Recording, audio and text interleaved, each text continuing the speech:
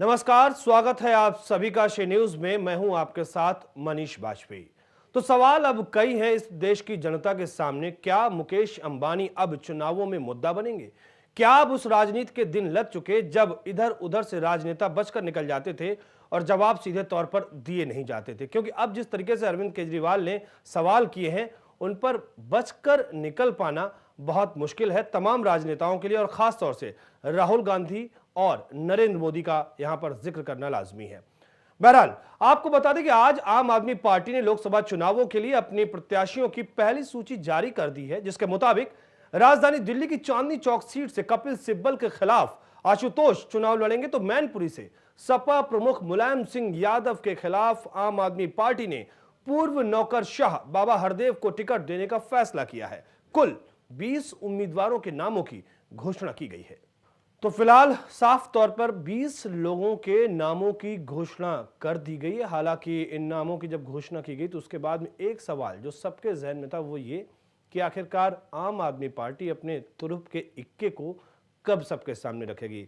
मामला साफ था, अरविंद केजरीवाल को चुनाव कहां से लड़ाया जाएगा और उसकी घोषणा कब होगी कहा भी गया, पूछा भी गया, लेकिन पार्टी की तरफ से कहा गया अभी इंतजार करिए, देखते हैं आगे क्या होता है। हमारे साथ में कुछ खास मेहमान जुड़ चुके हैं। आनंद साहू साहब हैं भारतीय जनता पार्टी से, एजाज कमर है आम आदमी पार्टी से, और साथ ही साथ हमारे साथ में एनपी सिंह कांग्रेस से जुड़ चुके हैं।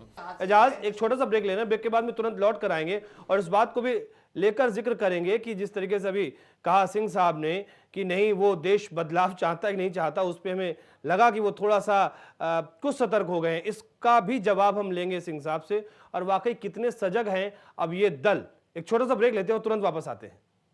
ब्रेक के बाद एक बार फिर से आप सभी का स्वागत है। हमारे साथ खास मेहमान जुड़े हुए हैं। साहू साहब हैं भारतीय जनता पार्टी से, इसके अलावा एजाज कमर हैं हमारे साथ में आम आदमी पार्टी से, और साथ ही साथ सिंह साहब जुड़े हुए हैं कांग्रेस से।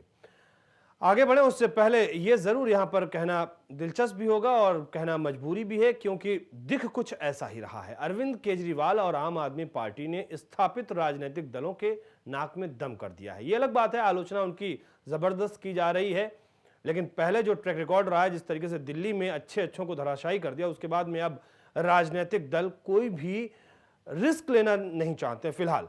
लेकिन अब ठीक उसी तरह से जिस तरीके से राजनीतिक दलों के नाक में दम कर दिया है, उसी तरीके से अब वो मुकेश अंबानी की सत्ता को भी चुनौती देते हुए दिख रहे हैं और इस आंदोलन में साझीदार बना रहे हैं आम आदमी को।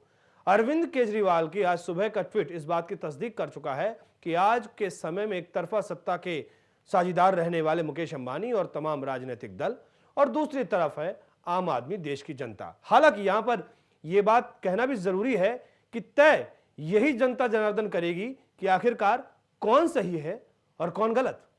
सवाल सीधे सीधे पूछे अरविंद केजरीवाल ने, जवाब भी सीधे सीधे चाहिए राहुल गांधी और नरेंद्र मोदी से, लेकिन फिलहाल जवाब नहीं मिले, क्योंकि आज राहुल गांधी ने तुमकुर में भी रैली की, वहां भी कोई जवाब नहीं, और नरेंद्र मोदी ने भी रैली की, वहां भी कोई जवाब नहीं। तो दरअसल देश की जनता कम से कम ये तो जानना चाहती है कि भाई क्या आपका रुख क्या है।